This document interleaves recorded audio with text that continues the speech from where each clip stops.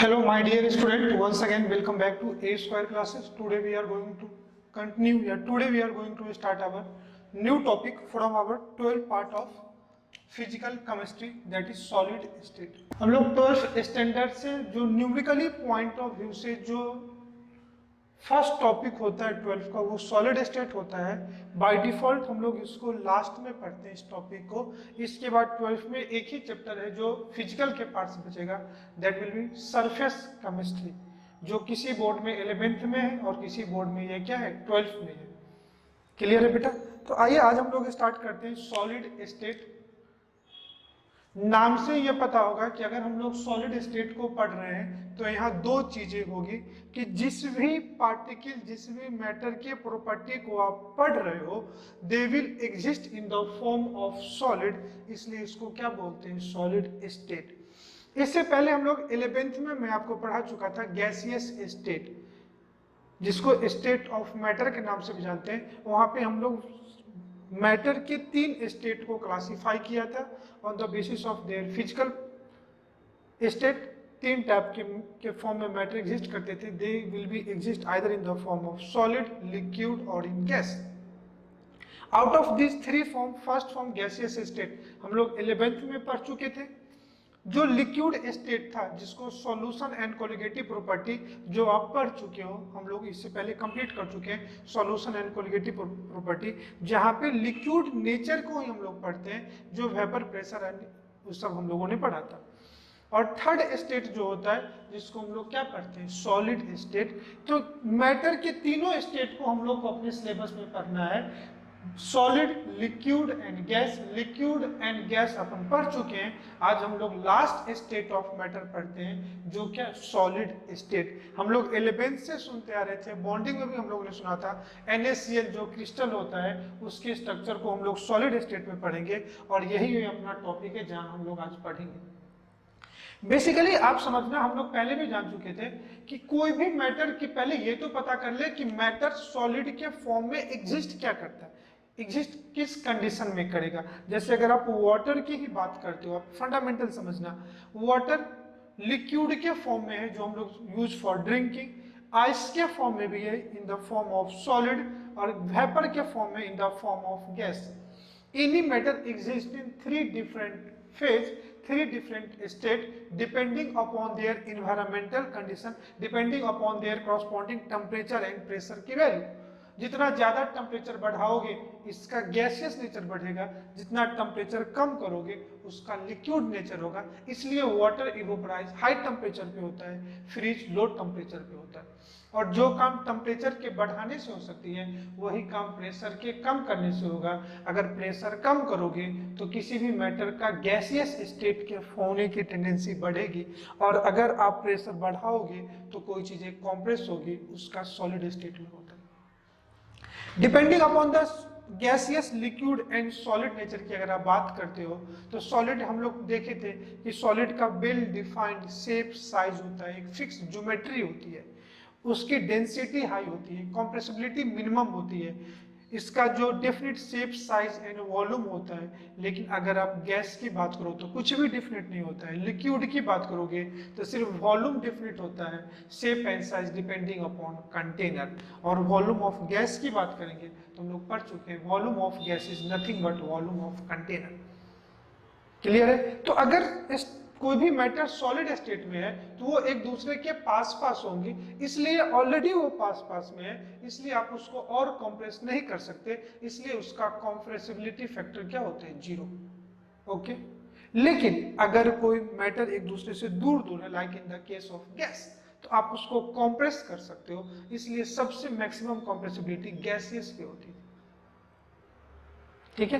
तो अगर हम बात करते हैं कि वाटर कब लिक्विड के फॉर्म में होगा, कब वाटर के फॉर्म में होगा, कब सॉलिड के फॉर्म में होगा और कब गैसियस के फॉर्म में होगा, तो किसी भी मैटर के अंदर 2 अपोजिट टेंडेंसी होती है। एक टेंडेंसी जो उसको एक दूसरे के पास में रखता है, the tendency of matter to comes closer to each other, that tendency is called as mutual attraction, while other tendency of matter where metal escape from other matter या substance escape from their other particle other matter, that is called escaping tendency.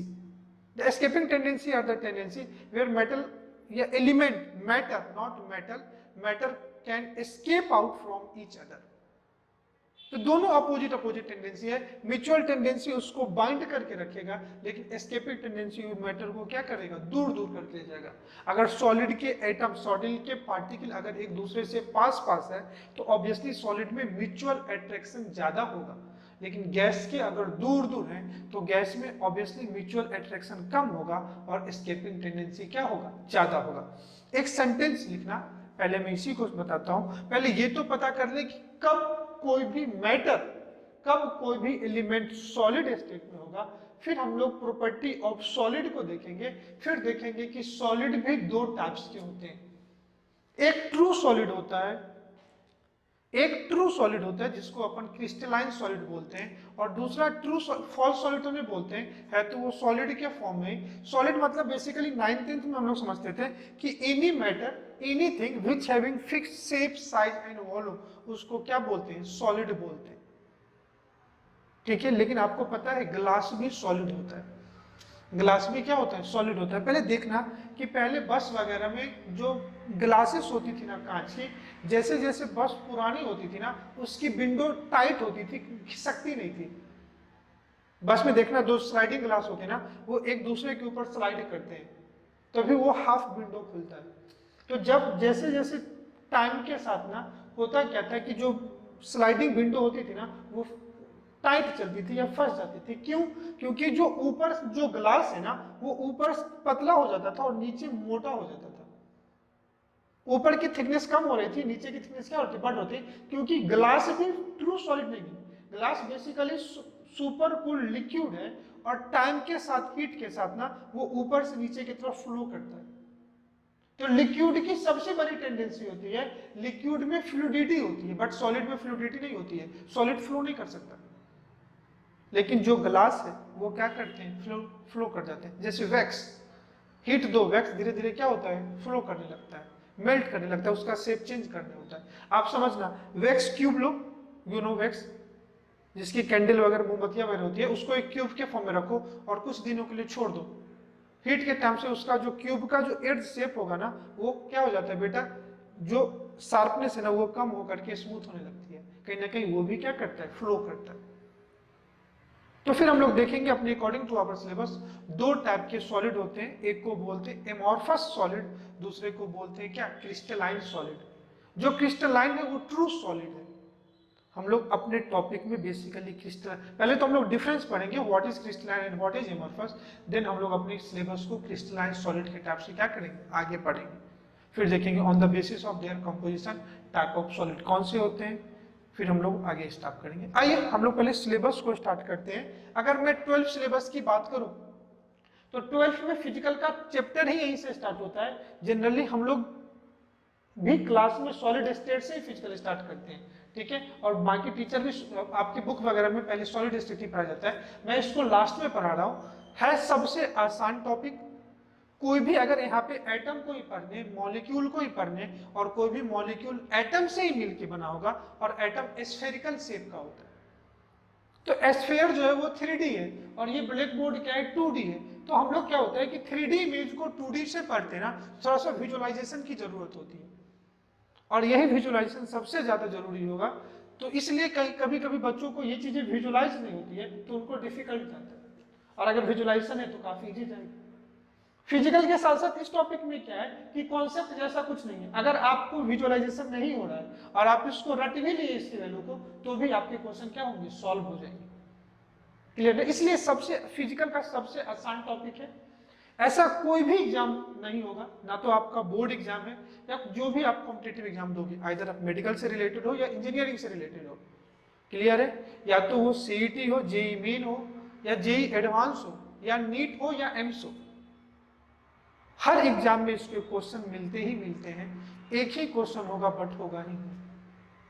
Clear है? कभी कभी NEET वगैरह में generally मैं देखता हूँ दो दो क्वेश्चन सॉलिड स्टेट से पूछे होते हैं, एक स्टार्टिंग के ज्योमेट्री से पूछे होते हैं, दूसरा डिफेक्ट से पूछे होते हैं, और कई पैरेलली आप जेई में देखो लास्ट 2-3 ईयर तो डिफेक्ट से क्वेश्चन आ रहे हैं। वो हम लोग पहले सॉलिड को तो पढ़ लें, और सॉलिड में हर एटम का क्या होगा, यहाँ पे एक फिक्स पोजीशन होगा, क्योंकि इसके तो शेप साइज फिक्स है ना, तो एटम का लोकेशन भी फिक्स होगा। अगर कोई एटम का लोकेशन अपने पोजीशन, करेक्ट पोजीशन से दूसरी जगह डिस्प्लेस हो जाए, रिप्लेस हो जाए या एस्केप हो जाए, या तो कोई एटम, जैसे NaCl की बात करता हूं, हम लोग NaCl केमिकल बॉन्डिंग से सुनते आ रहे हैं, NaCl एक आयनिक क्रिस्टल है। जैसे हम लोग HCl में bond between hydrogen and chlorine लिखते हैं, NaCl में कभी bond between nitrogen and chlorine नहीं लिखते हैं। जब भी लिखते हैं तो या तो Na+Cl- कैटायन और एनायन को लिखते हैं, या तो डायरेक्टली कंपाउंड NaCl को लिखते हैं। और बेसिकली हम लोग ये भी हम लोगों ने पढ़ा था समझ में, तो अभी इस चैप्टर में आएगा कि NaCl is the empirical formula of sodium chloride, इसका मॉलिक्यूलर फार्मूला Na4Cl4 भी होता है। तो NaCl अब तक जो मॉलिक्यूलर फार्मूला पढ़े थे, बेसिकली वो एम्पिरिकल फार्मूला है किसका, सोडियम क्लोराइड का। इतनी बात आपको समझ में आ रहा है। और इसमें क्या होगा कि एक सोडियम सराउंडिंग के 6 क्लोरीन से अटैच घिरा हुआ होगा, और एक क्लोरीन भी सराउंडिंग के 6 सोडियम से क्या होगा, सराउंडेड होगा, और उसमें से कोई भी एक एटम का पोजीशन अगर इधर उधर हो जाए तो उसी को बोलते हैं डिफेक्ट इन सॉलिड।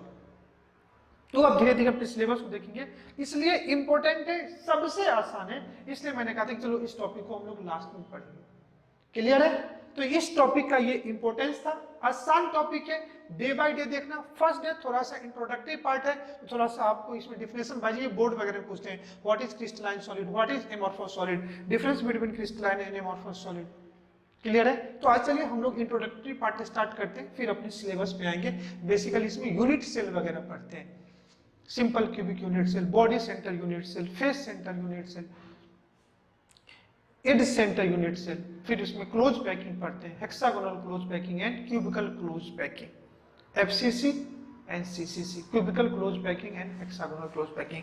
ये धीरे धीरे हम लोग सिलेबस को बढ़ते जाएंगे, डे बाय डे आपको हर चीज क्लियर होगी। आज अभी जो मैंने आपको अब तक जो मैं आपको सुना रहा था, या आप जो मुझे सुन रहे थे, इसमें एक चीज आपको समझ में आई होगी, यही कि कोई भी मैटर आप 9th 10th से जानते हो, 11th में हमने कई बार आप मेरे से सुने हो, 3 फॉर्म में एग्जिस्ट करेगा, सॉलिड, लिक्विड एंड गैस। जो बच्चे मुझसे पढ़ रहे हैं वो गैस 11th में पढ़ चुके हैं, लिक्विड अभी आप सॉल्यूशन में पढ़ चुके हो, आज हम लोग सॉलिड स्टेट को पढ़ते हैं। तो आइए सिलेबस को स्टार्ट करते हैं। लिखना एक लाइन, एनी गिवन सब्सटेंस में exist in solid, liquid and gas, any given substance में exist in solid, liquid and gas phase depending upon magnitude of two opposite tendency, depending upon magnitude of two opposite tendency, that is पहला है mutual attraction और दूसरा है escaping. अगर mutual attraction की बात करोगे तो इसको बोलते हैं शॉर्ट में MA, और एस्केपिंग टेंडेंसी की बात करोगे तो इसको क्या बोलते हैं, कौन सी टेंडेंसी है, जो एटम को साथ में बाइंड करके रखे, और एस्केपिंग टेंडेंसी कौन सी टेंडेंसी है, जो मेटल को एक दूसरे से, मैटर को, मैं बार बार मेटल मत समझना, मैटर को, उस पार्टिकल को एक दूसरे से दूर दूर चल जाए। Tendency of matter to bind each other, या इसको लिखना tendency of matter to escape out each other. अब इसमें ध्यान से देखना कि अगर इस कंडीशन में कि म्यूचुअल अट्रैक्शन ज्यादा हो जाए, इफ म्यूचुअल अट्रैक्शन काफी ज्यादा हो, किससे, एस्केपिंग टेंडेंसी से, obviously matter exist in the form of solid, क्योंकि उसको साथ में होने की तो क्या हो गया, ज्यादा हो गया टेंडेंसी, तो obviously they exist in solid.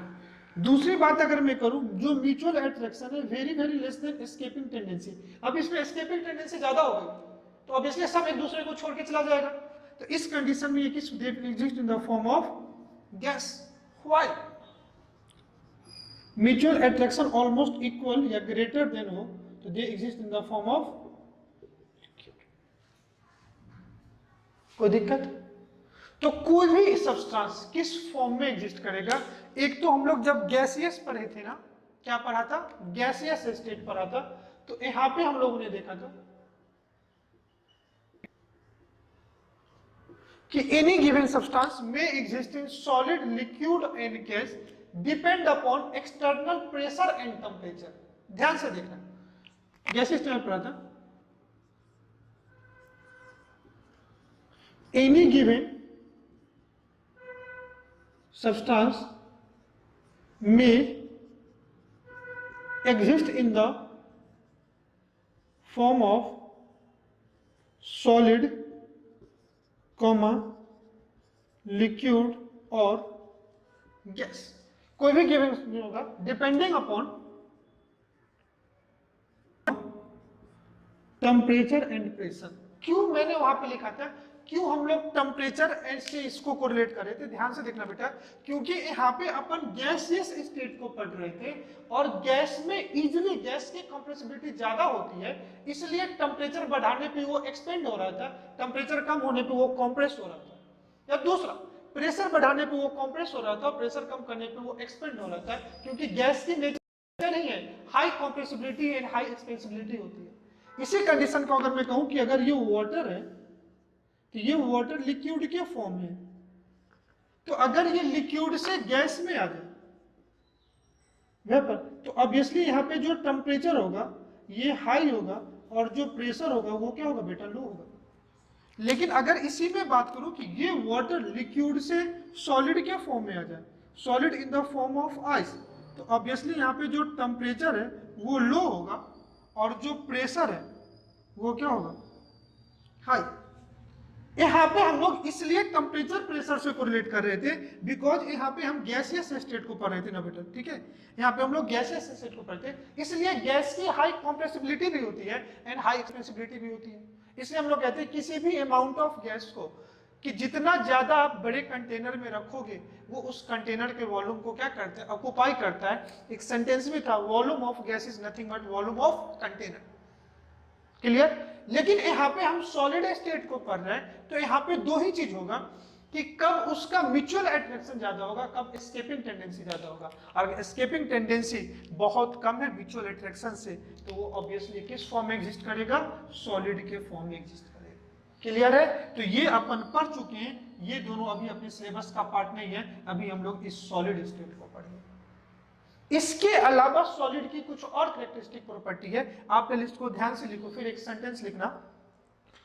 Solid is a form of matter, solid is a form of matter, solid is a form of matter which have sufficient force of attraction between the molecule. Solid is a form of matter which have sufficient force of attraction between the molecule. So solid cannot move or pass each other. Solid cannot move or pass each other. मतलब क्या हुआ, ये समझो अगर ये solid है तो ये इसके पार्टिकल है, ठीक है, तो ये इसको मूव नहीं कर सकते, ये यहां से यहां नहीं आ सकते। ये सॉलिड के केस में नहीं होगा। क्यों?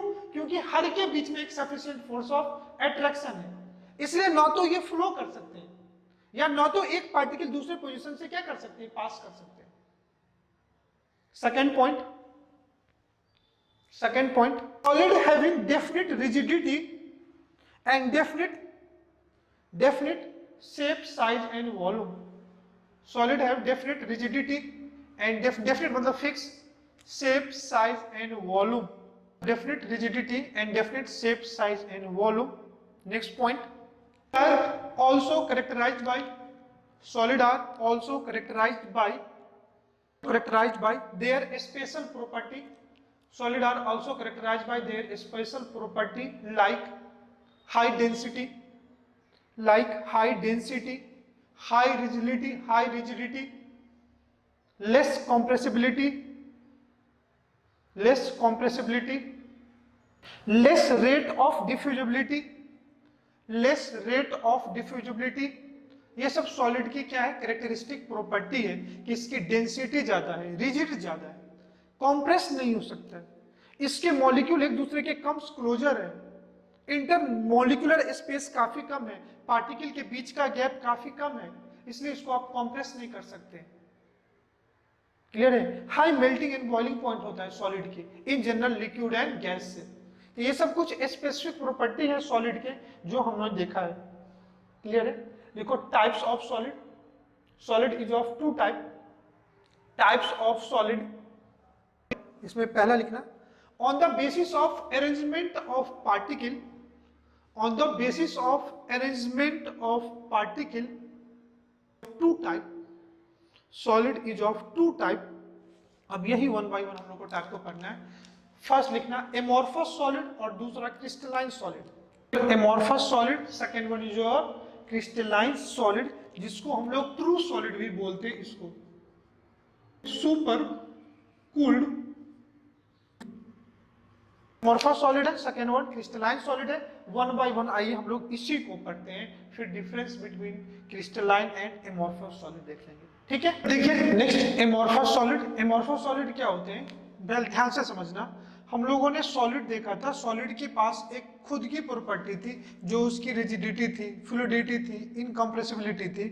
इन प्रॉपर्टी के अलावा सॉलिड की एक जो प्रॉपर्टी होती है, यूनिक प्रॉपर्टी, दैट इज उसकी फिक्स्ड ज्योमेट्री होती है। उसकी फिक्स्ड क्या होती है, ज्योमेट्री होती है।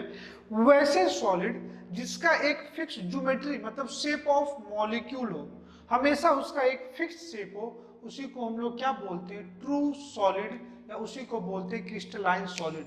बस वैसे सॉलिड जिसका कोई एक फिक्स्ड शेप, फिक्स्ड पैटर्न ना हो, उसी को क्या बोलते हैं, एमोर्फस सॉलिड। ध्यान से देखना, समझो तुमको एक मेटल ले लो, आप देखना आपने अब तक 10th में भी आपका long form of periodic table था, अभी भी आपने पीरियोडिक क्लासिफिकेशन 11th में पढ़ चुके हो। आपके पास ए स्क्वायर की पीरियोडिक टेबल भी होगी, उसमें देखना उस पीरियोडिक टेबल में हर एटम के बगल में उसका सिंबल, उसका एटॉमिक नंबर, एटॉमिक वेट, फिर उसकी डेंसिटी और एक ज्योमेट्री होती है, HCP, CCP, ऐसे आप देखना उसमें लिखा होता है। वो बेसिकली क्या होती है, उसके शेप को, ज्योमेट्री को दिखाते हैं, शेप को दिखाते हैं। जैसे आप समझो किसी भी वैसे मेटल की बात करो, वैसे एलिमेंट की बात करो जो अलग अलग शेप में होता है। जैसे एक एग्जांपल के लिए मैं बताऊं आपको कि जैसे प्लास्टिक को देखो, क्या करो आप प्लास्टिक को हीट दो, आप ज्यादा हीट दो या कम हीट दो तो भी ये प्लास्टिक क्या होता है, इसका शेप बिगड़ने लगता है। मतलब इसका एक कोई फिक्स ज्योमेट्री नहीं है, इवन तक इसकी कोई एक fix melting and boiling point ही नहीं है। लेकिन अगर कोई एक ट्रू सॉलिड होता, जैसे आयरन ही होता, तो वो एक फिक्स टेम्परेचर पे जाके क्या होता है, बॉयल होता है, लेकिन ये हर टेम्परेचर पे इसका शेप बिगड़ने लगेगा। वैसे जैसे आप देखो ना डायमंड, डायमंड या तो डुप्लीकेट देखो या ओरिजिनल डायमंड आपने देखा होगा, या तो डायमंड का नग छोटा हो या बड़ा हो, हमेशा डायमंड का एक फिक्स ज्योमेट्री होगा। कभी डायमंड को आप क्यूब शेप में, हेक्सागन शेप में, हार्ट शेप में नहीं देखे होंगे। डायमंड का एक फिक्स शेप होता है। वैसे सॉलिड जिनका शेप फिक्स होता है उसको क्या बोलते हैं, क्रिस्टलाइन सॉलिड। वैसे सॉलिड जिसका कोई शेप फिक्स नहीं होता है उसी को क्या बोलते हैं, एमोर्फस सॉलिड। जैसे मैंने एग्जांपल के लिए कहा, आप चीज देखे होंगे, चीज लिक्विड के फॉर्म में भी आता है, क्यूब के फॉर्म में भी आता है, एंड चीज पेपर के फॉर्म में भी, शीट के फॉर्म में भी आता है, लेयर बाय, जो बर्गर वगैरह में आप डालते हो, वो क्या है, एमोर्फस सॉलिड। तो वैसे सब्सटेंस जिसका fix shape, size and volume तो उसके अलावा उसका कोई एक फिक्स ज्योमेट्री ना हो, उसी को बोलते हैं एमोर्फस सॉलिड। एक लाइन लिखना है यहाँ पे, solid which does not have any fixed, solid which does not have any fix और रेगुलर अरेंजमेंट ऑफ पार्टिकल, और regular arrangement of particle are known as amorphous solid, are known as amorphous solid। Basically amorphous solid उस solid को बोलते हैं जिसमें particle के arrangement का कोई एक रेगुलर पैटर्न ना हो, उसी टाइप के सॉलिड को क्या बोलते हैं, amorphous solid। क्लियर है?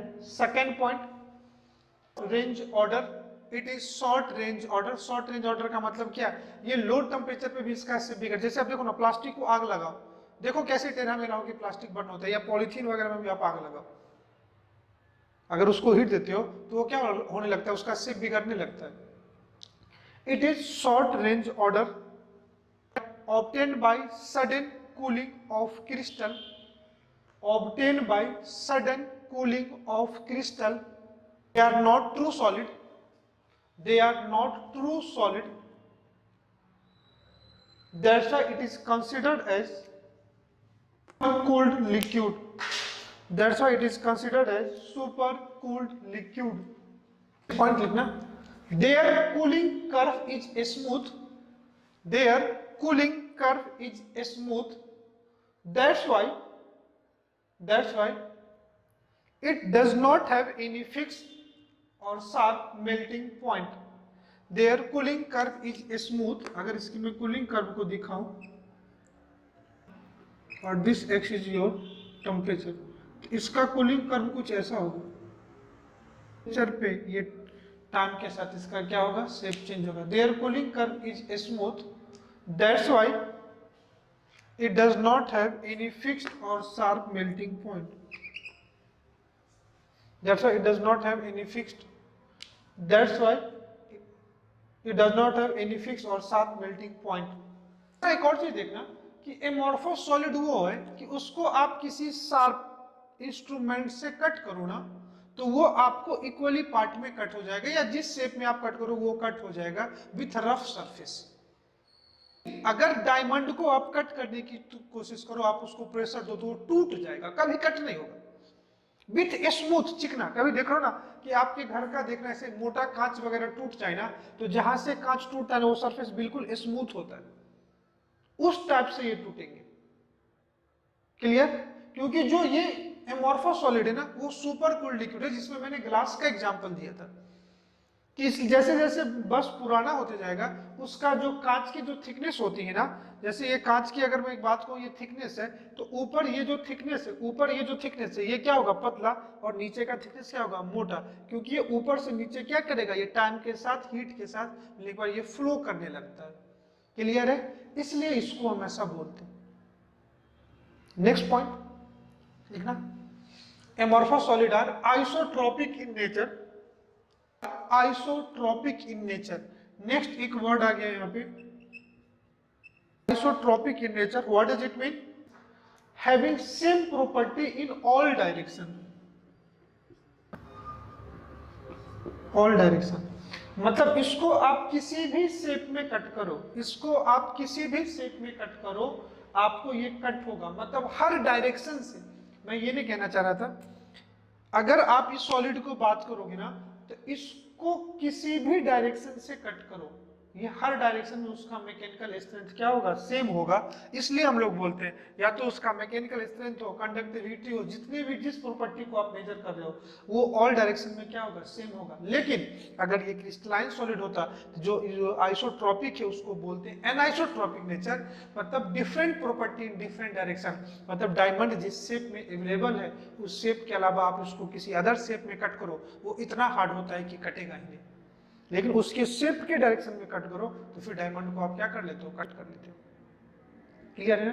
वैसे सॉलिड जिसमें सारे ऑल डायरेक्शन में जिस एक्सिस जिस शेप से कट करो अगर वो कट हो जाए उसकी मैकेनिकल स्ट्रेंथ, उसकी कंडक्टिविटी, उसकी हार्डनेस सब कुछ सेम हो, उसी को उस नेचर को क्या बोलते हैं, एनाइसोट्रॉपिक नेचर. क्या होता है, ये ट्रू सॉलिड नहीं है. आप याद क्या रखोगे कि इसमें जो पार्टिकल का अरेंजमेंट है वो किसी रेगुलर पैटर्न पे नहीं हो सकता है.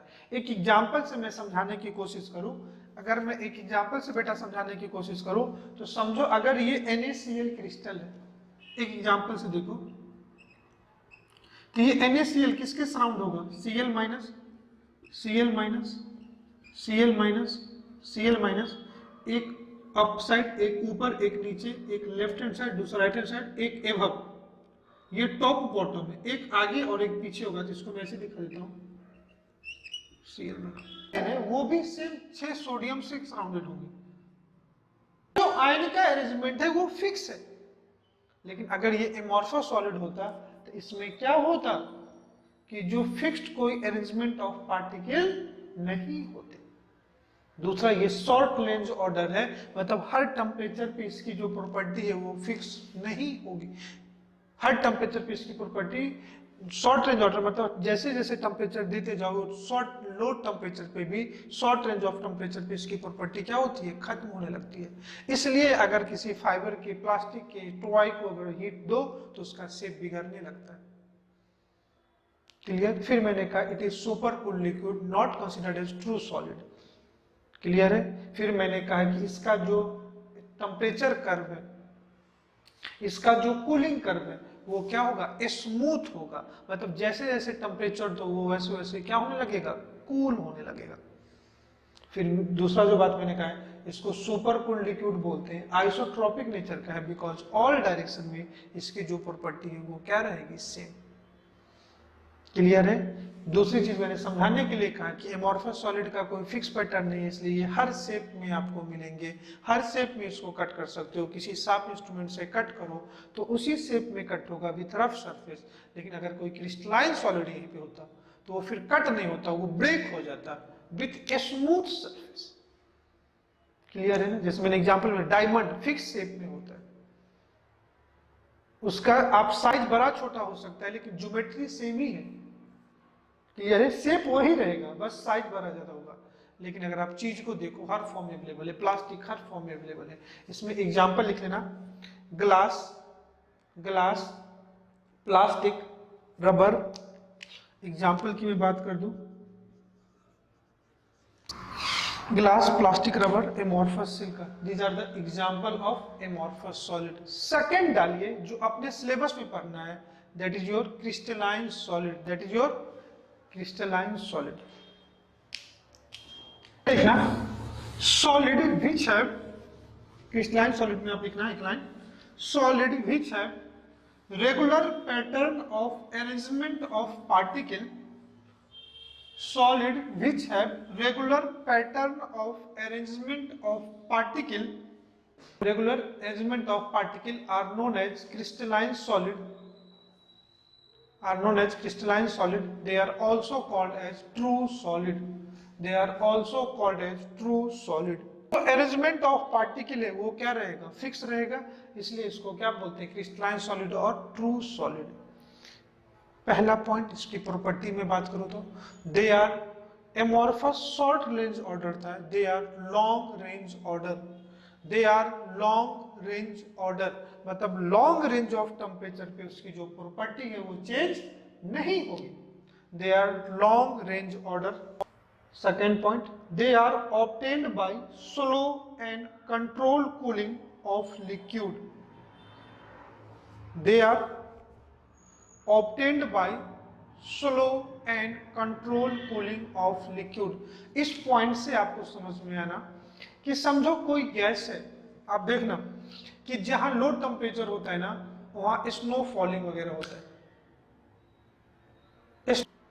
लेकिन आप स्नो फॉलिंग में कभी भी कोई पेड़ या कोई ह्यूमन या एनिमल उसको कोई हार्म नहीं होता है क्योंकि लाइटर वेट होता है, ठीक है।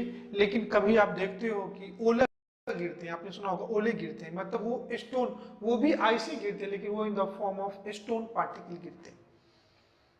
स्नोफॉलिंग में क्या होता है कि एटमॉस्फेयर में जो एयर है अचानक से टेम्परेचर कम होने पे जो वेपर जहां है वो वही क्या होते हैं, कंडेंस हो जाते हैं, इसलिए वो लाइटर होते हैं क्योंकि इनके बीच का गैप ज्यादा होता है। तो जो एमॉर्फस सॉलिड इसलिए होते हैं कि वो सडन कूलिंग से बनते हैं, इसलिए उसका कोई फिक्स पैटर्न नहीं होता है। लेकिन अगर कोई क्रिस्टलाइन सॉलिड है उसको स्लोली हम लोग क्या करते हैं, कूल करते हैं या कंट्रोल कूलिंग से बनाते हैं, तो फिर क्या होता है कि वो कंप्लीटली कंडेंस होता है, इसलिए वो डेंसिटी ज्यादा होता है और इसलिए उससे हार्म होता है। अगर गाड़ी वगैरह पे गिर जाए तो गाड़ी, अगर जब देखते हो कि कोई गाड़ी अगर जहां ओले गिर रहे हैं अगर वहां पेड़ वगैरह है तो वो सब टूट जाते हैं। क्लियर है। तो जल्दी देखो ना, कभी कभी आप क्या करो, फास्ट खाना खाओ, काफी जल्दी जल्दी खाना खा लो, आप उतने ही खाओगे लेकिन आपको सेटिस्फेक्शन नहीं होगा, लेकिन आप वही खाना को आराम आराम से खाओ, you feel better. That's why इसकी जो फिक्स ज्योमेट्री है ना वो अपने जगह पे वो कंडेंस होता है, लेकिन एमॉर्फस में जो जहां है वही कंडेंस हो जाता है। इसलिए मैंने लिखा they are long range order and obtained by slow and controlled cooling. Air cooling curve is not smooth, their cooling curve is not smooth. अगर मैं आपको ड्रॉ करके बताऊं, this axis is your temperature और this axis is your, clear. अगर इसके cooling curve को देखोगे तो दिस इज लाइक दिस, ये जो है पॉइंट, ये पॉइंट सॉलिड फेज को रिप्रेजेंट करता है, मतलब कुछ टेम्परेचर के रेंज तक वो सॉलिड फेज धीरे धीरे क्या होगा, उसका फेज कम होगा। अब सेम टेम्परेचर पे कुछ टाइम लगेगा कि वो सॉलिड लिक्विड में कन्वर्ट होगा, फिर ये लिक्विड फेज, एक लॉन्ग रेंज। तो ये रेंज क्या है टेम्परेचर का, सॉलिड फेज में होगा। अब ये सेम टेम्परेचर पे सॉलिड लिक्विड में कन्वर्ट होगा। क्लियर है? आगे हम लोग इसमें थर्मोडायनामिक्स में देखते हैं, इस फेज को बोलते हैं लेटेंट हीट, और ये जो है ये लिक्विड फेज का। तो इसका जो कूलिंग कर्व होगा ये स्मूथ नहीं है, लेकिन जो एमोर्फस था उसका कूलिंग कर्व क्या था, स्मूथ था। इसलिए इसका कोई एक फिक्स मेल्टिंग पॉइंट होगा। There cooling curve is not smooth, that's why they have sharp melting point, that's why they have any fixed melting point. Next point, they are anisotropic in nature, they are anisotropic in nature।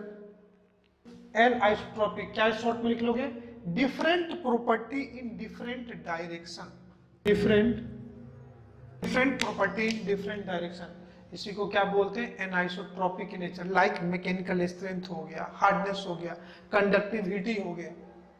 Clear है? Melting point तो नहीं आएगा। Clear है? लिखना इसमें। Next point पे example लिख लो, जो भी आप क्रिस्टल जानते हो, NaCl क्रिस्टल, ZnCl। क्लियर है? अब आपको मैं बता दूं कि अब इसी को मैं थोड़ा सा आपको समझाता हूं, एनाइसोट्रॉपिक नेचर और ये क्रिस्टलाइन सॉलिड को डायग्रामेटिकली मैं आपको समझाने की कोशिश करता हूं। ध्यान से देखना, आपको समझ में आएगा।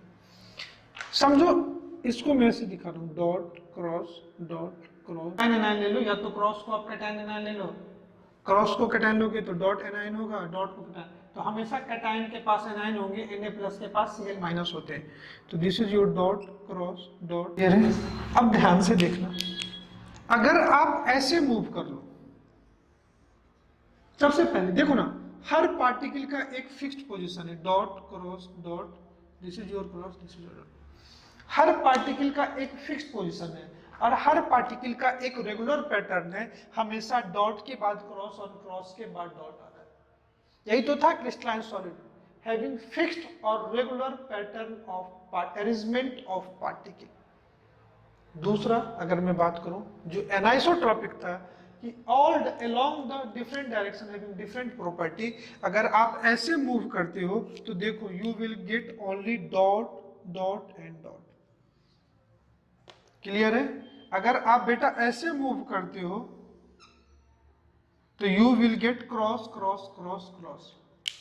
अगर आप ऐसे मूव करते हो तो you will alternately get cross dot cross dot cross. तो in different direction having different particle, तो प्रॉपर्टी अलग होगी। इन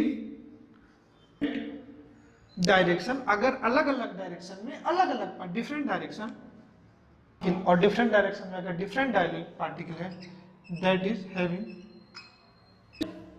आप काफी आराम से समझ सकते हो ना। तो यही आपका क्या है, क्रिस्टलाइन सॉलिड। और हम लोग इसी सॉलिड को पढ़ते हैं जिसमें अरेंजमेंट ऑफ पार्टिकल फिक्स हो, तभी तो हम लोग सॉलिड को पढ़ने जा रहे हैं ना। एमॉर्फस में तो पार्टिकल का अरेंजमेंट ही फिक्स नहीं है, रेगुलर पैटर्न ही फिक्स नहीं है, तो उसको हम लोग क्या पढ़ेंगे। तो कौन से पार्टिकल कहां पे होंगे, तभी तो कोई प्रॉपर शेप मिलेगा ना, तभी तो हम लोग उस सॉलिड को पढ़ते हैं। यहाँ पे दो नाम और आता है जो आप जानते होंगे, आप नोट करके लिख लो, या तो आप ऐसे लिख लो।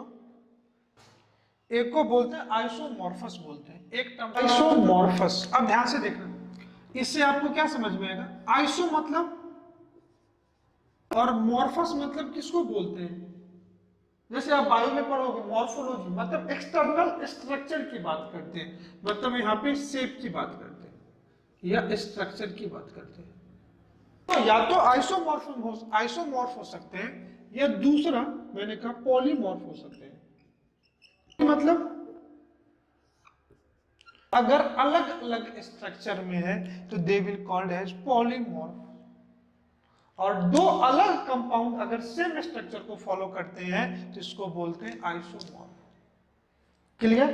तो अगर मुझे डिफाइन करना हो तो मैंने क्या कह सकता हूं, same compound having different structure, sorry different isomorphism है ना, तो डिफरेंट,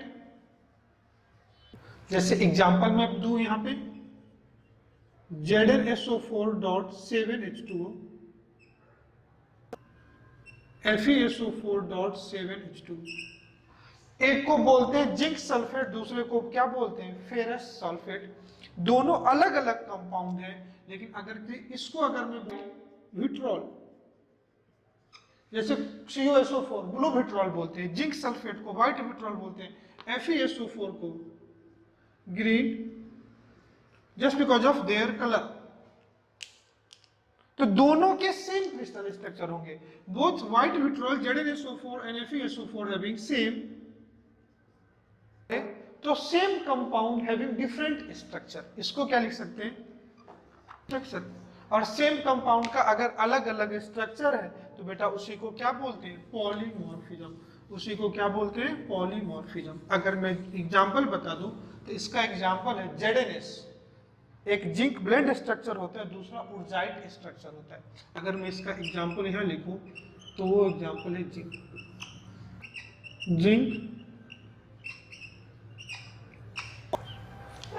ठीक है। तो अगर एग्जांपल की बात करूं तो ZnS क्या बोलते हैं जिंक सल्फेट, दो अलग अलग स्ट्रक्चर के फॉर्म में होते हैं, एक को बोलते हैं जिंक ब्लेंड, दूसरे को बोलते हैं उर्जाइट। नेम से भी मत कंफ्यूज होना, धीरे धीरे आप फैमिलियर हो जाओगे इससे। जो जिंक ब्लेंड होते हैं ना वो CCP में होते हैं। अब ये भी एक नया नाम आया, इसको बोलते हैं क्यूबिकल क्लोज पैकिंग। अभी तो बस क्या है इंट्रोडक्टरी पार्ट पढ़ने, इसलिए कई टर्म आ रहे हैं जो हम लोग कहाँ पढ़ रहे हैं चैप्टर में पढ़ेंगे। इसको मैं अगर लिखूं तो ये होता है क्यूबिकल क्लोज पैकिंग।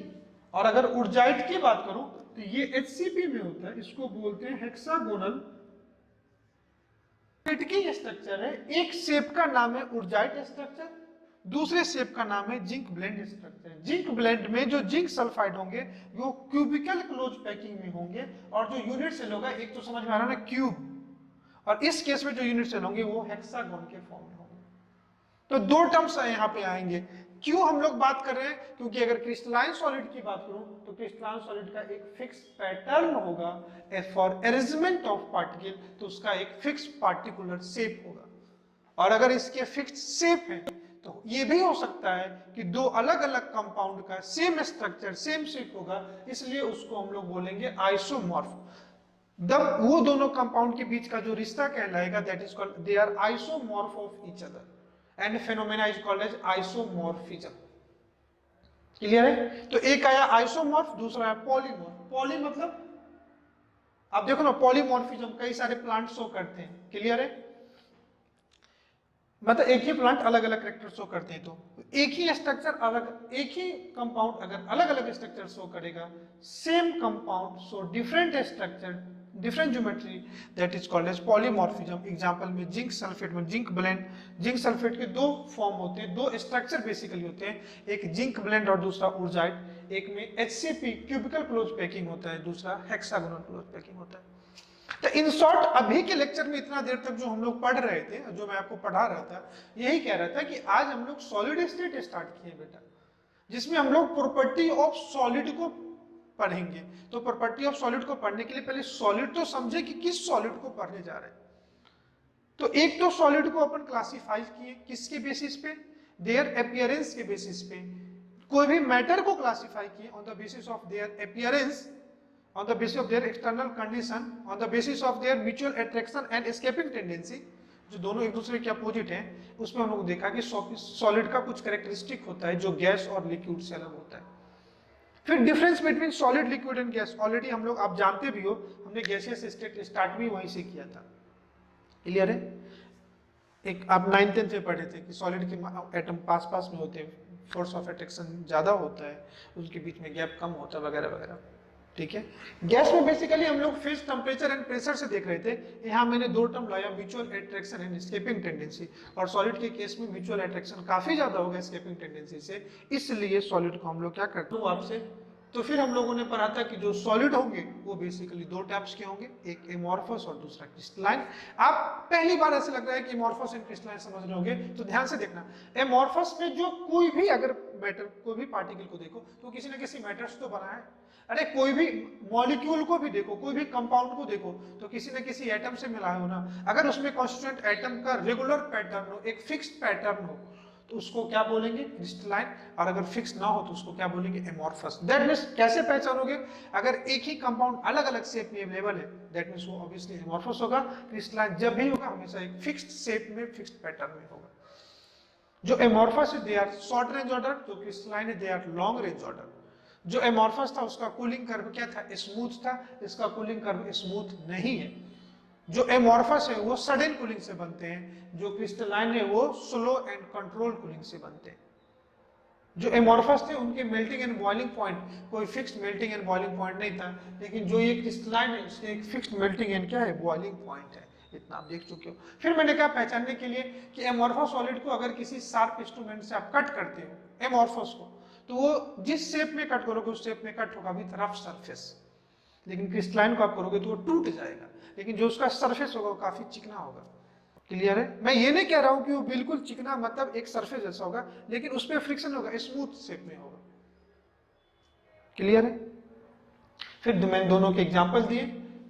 उसमें क्या आपको दिए थे? जो ग्लास है, प्लास्टिक है, वो सब एग्जाम्पल थे। यहाँ जो जितने भी आप ज्योमेट्री ऑफ मॉलिक्यूल जिनका पढ़ना है हम लोग को, जैसे NaCl हुआ, कोई भी कंपाउंड वगैरह हुआ, जितने भी केमिस्ट्री कंपाउंड सब क्रिस्टलाइन सॉलिड के फॉर्म में एग्जिस्ट करते हैं, मतलब they are in the form of crystal form करते हैं। ठीक है।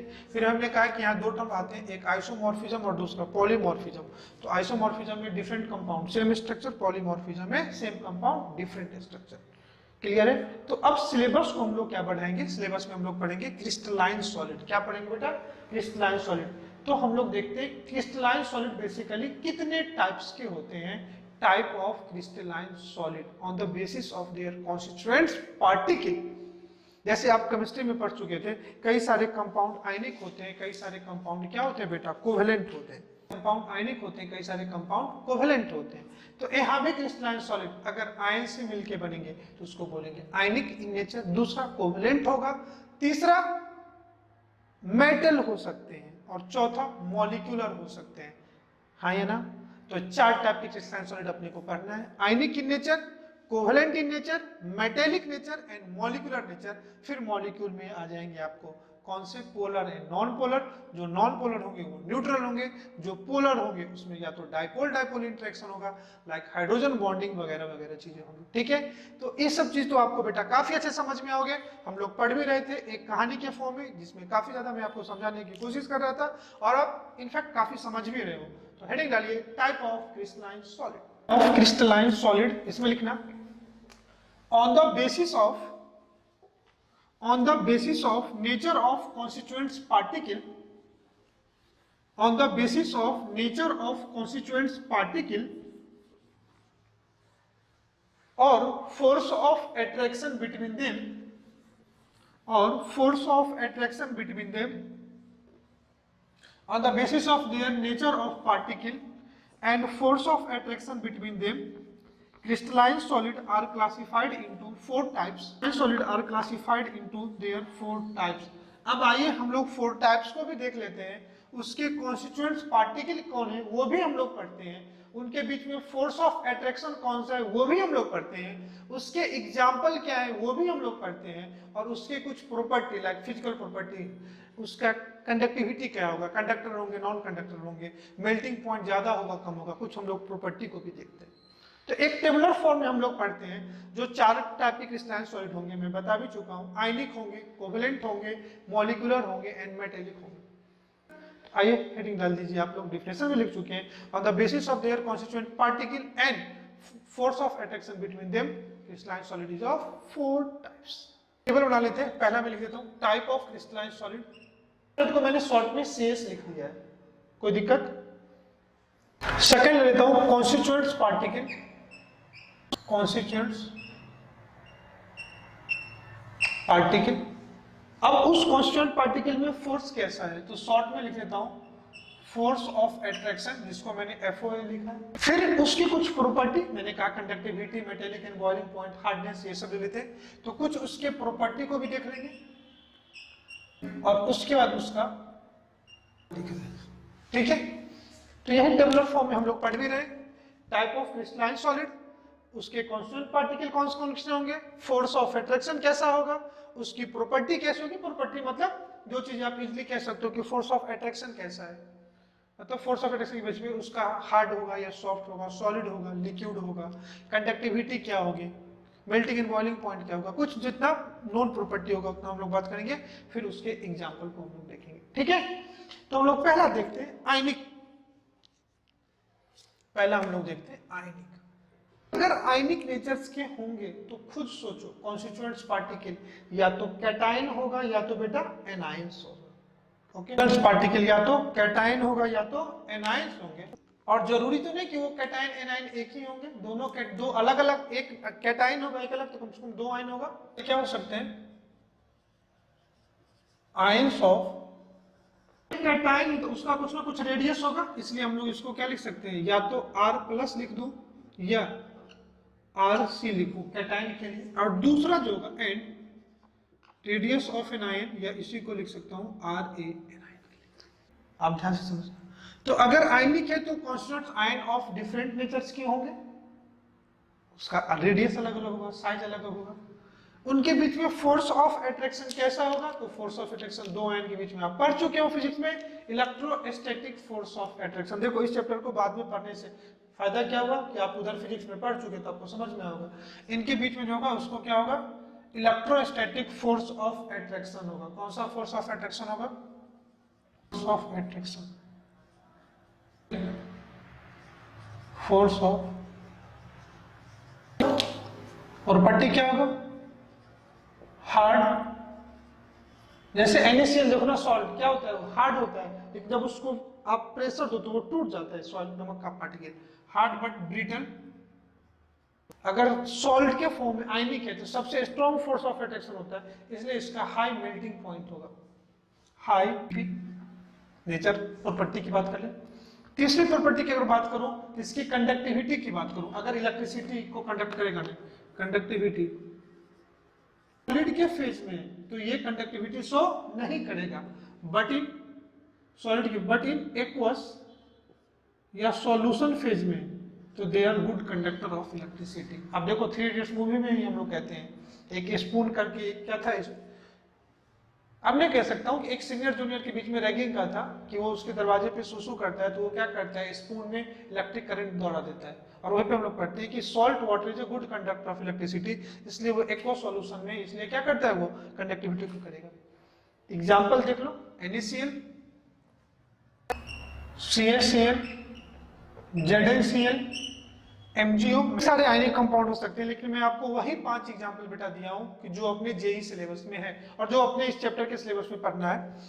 Sodium chloride, caesium chloride, ZnS, Na2O and CaF2, these are the 5 ionic structure. जिस इस सॉल्ट के स्ट्रक्चर को हम लोग को पढ़ना है और ये अपने सिलेबस में भी है। तो पहला टाइप का हम लोग का प्रॉपर्टी हो गया कि type of crystalline solid ionic natures के होंगे। यहाँ पे कॉन्स्टिट्यूएंट्स पार्टिकल कैटायन और एनायन होगा। फिर कैटायन को या तो R+ या RC से लिखेंगे हम लोग, एनायन को R- या RH लिखेंगे। इनके बीच में जो फोर्स ऑफ अट्रैक्शन होगा, they are electrostatic force of attraction.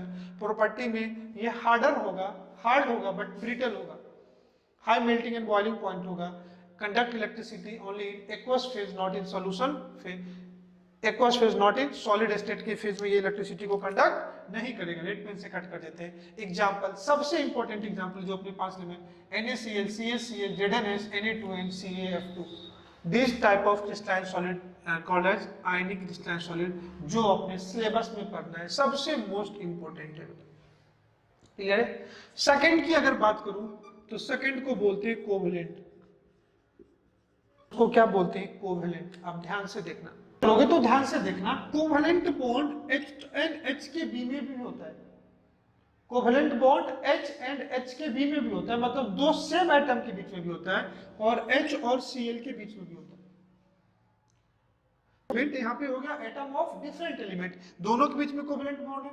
Covalent compound है, ये आयनिक कंपाउंड, ये कोवलेंट कंपाउंड है।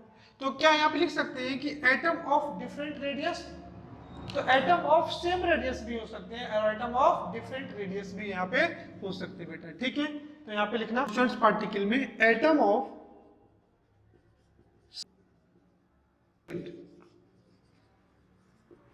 इनके बीच में सोचो अगर कोई कोवलेंट कंपाउंड है तो इनके बीच में कौन सा फोर्स ऑफ अट्रैक्शन होगा, तो कोवलेंट कंपाउंड में बॉन्ड बनते हैं शेयरिंग ऑफ इलेक्ट्रॉन से और उस अट्रैक्शन को ही बोलते हैं कोवलेंट बॉन्ड। अट्रैक्शन है उसका अपन क्या नाम देते हैं, कोवलेंट बॉन्ड। आइए प्रॉपर्टी देख लो, अब प्रॉपर्टी में देख लो,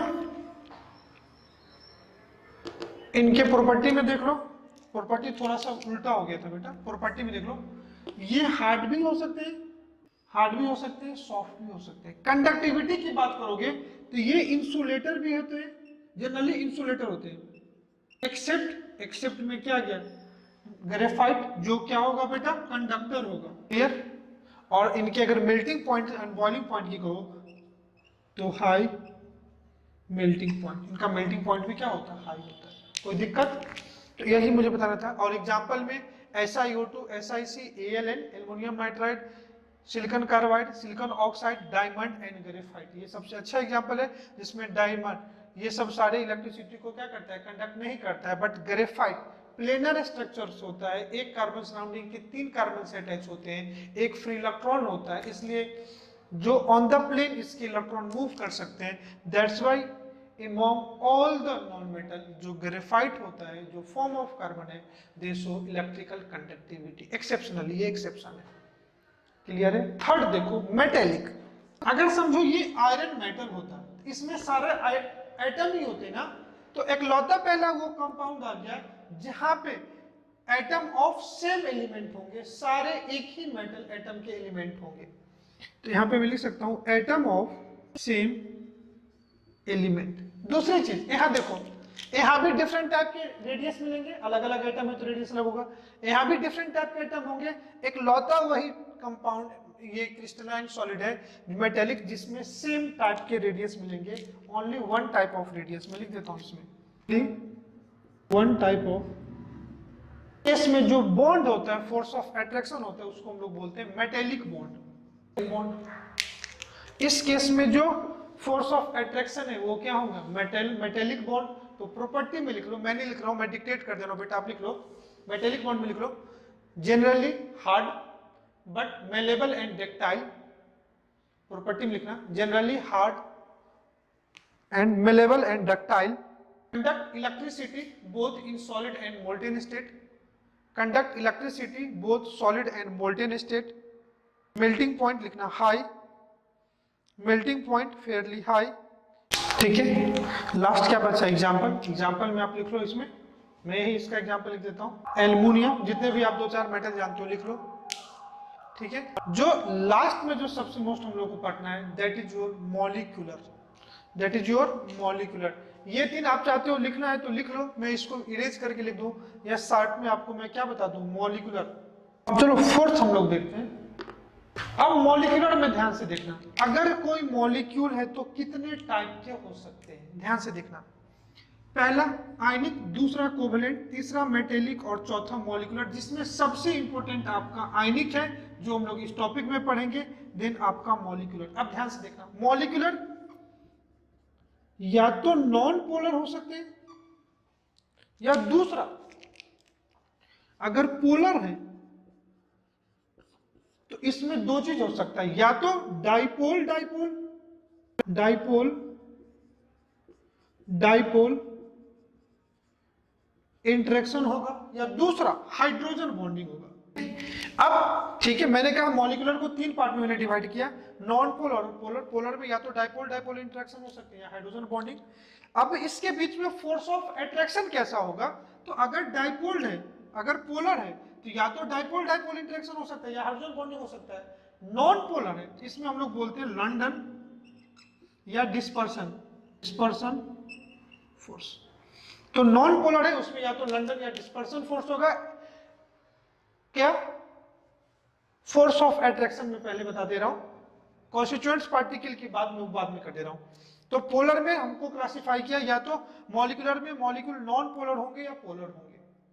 फोर्थ टाइप हम लोग क्रिस्टलाइन सॉलिड पढ़ रहे हैं, जो हम लोग मॉलिक्यूलर देख रहे हैं उसमें कहा है ये मॉलिक्यूलर दो टाइप के हो सकते हैं, या तो नॉन पोलर या पोलर।